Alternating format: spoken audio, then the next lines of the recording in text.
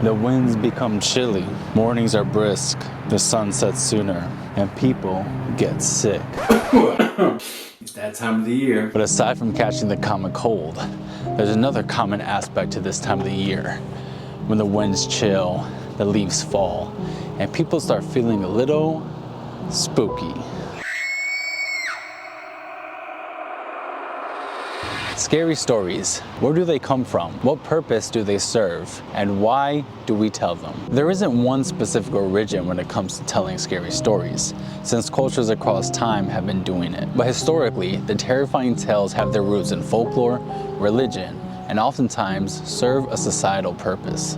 In the late 1800s, the Pawnee Tale of the Ghost Wife tells the story of a grieving widowed man who interacts with his recently deceased wife. When she asks him to join her, he refuses, and in doing so, brings her back to the world of the living. The story has multiple interpretations, but one of them is the idea that forever is not something that is possible in the world of the living, and any false promise of that is doomed from the start.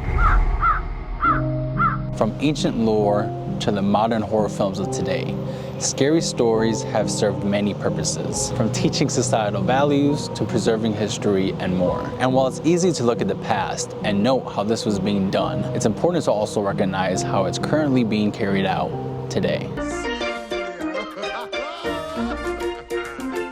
It's pretty well known today, the darker original stories that make up the vast majority of Disney's cinematic catalog. And while the 20th and 21st century adaptations of these 19th century pieces of literature often have a more lighthearted aspect to them, their connection, aside from the source material, lies in the lessons taught to their respective societies. Little Mermaid.